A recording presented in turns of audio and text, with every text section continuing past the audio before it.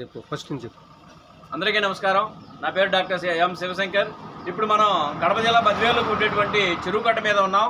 ఈ చెరువుకట్ట విశేషాలు ఏమిటంటే, దీన్ని 16వ శతాబ్దంలో మట్లి రాజులైనటువంటి భాస్కర బహదూర్ గారు ఒకసారి ఇటు వేటకి, ఇటు సాయంకాలం వేళ ఇటు తూర్పు వైపు ఉండేటువంటి కొండ మీదకి వేటకి వెళ్తాడు. వెళ్ళిన తర్వాత ఇక్కడ చాలా కరువు ప్రాంతంగా నీళ్ళు ఏమి లేకుండా ఉంటుంది. అప్పుడు వర్షం పడి 3-4 చోట్ల నుంచి వర్షం అంతా ధారాలుగా కొండ మీద నుంచి ధారాలుగా కిందకు వచ్చేసి ఇలా పడి నీళ్ళు ఇక్కడ వేగంగా పోయినాయి. ఆ వచ్చేటువంటి వాగును తీగల వాగు అని అన్నారు. ఈ భాస్కర బహదూర్ గారు, అయ్యో ఇక్కడ కరువు ప్రాంతమే, ఎన్ని నీళ్లు పోతున్నాయి, దీనికి అడ్డుకట్టగా చెరువు కట్టే జరిపిస్తే ఈ ప్రాంతం వాళ్ళు సస్యశ్యామలంగా ఉంటారనే ఉద్దేశంతో ఇక్కడ చెరువు కట్టని నిర్మించడం జరిగింది.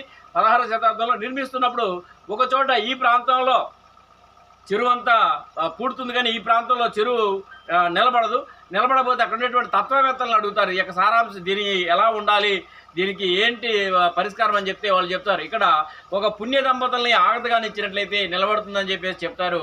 అప్పుడు గ్రామంలో అందరూ దండోరా వేస్తారు. ఈ ప్రాంతంలో పుణ్య దంపతులు ఎవరైనా సరే ఉన్నట్లయితే, సజీవంగా ప్రాణంగా ఇచ్చినట్లయితే వాళ్ళకి ఇంత పొలం ఇస్తాము అని చెప్పారు. అప్పుడు ఇక్కడ ఈ దేవాలయంలోనే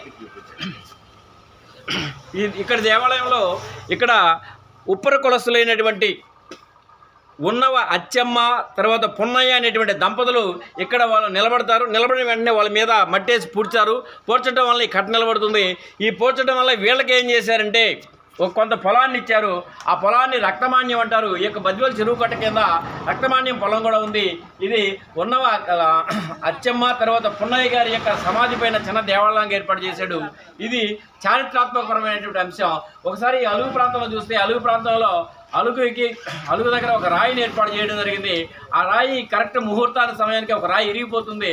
ఆ ముహూర్త సమయానికి మరలా ఆ యొక్క భాస్కర్ బహదూర్ గారి తండ్రి మరలా కొండ మీద నుంచి రాయి తెప్పించినప్పుడు అదే ముహూర్తానికి రాయిని కట్ చేసేసి అదేగా అలుగులాగా ఏర్పాటు చేయడం జరిగింది. ఈ పక్క ఇది చారిత్రాత్మకమైన ప్రదేశము. అందరికీ నమస్కారం. Thank you.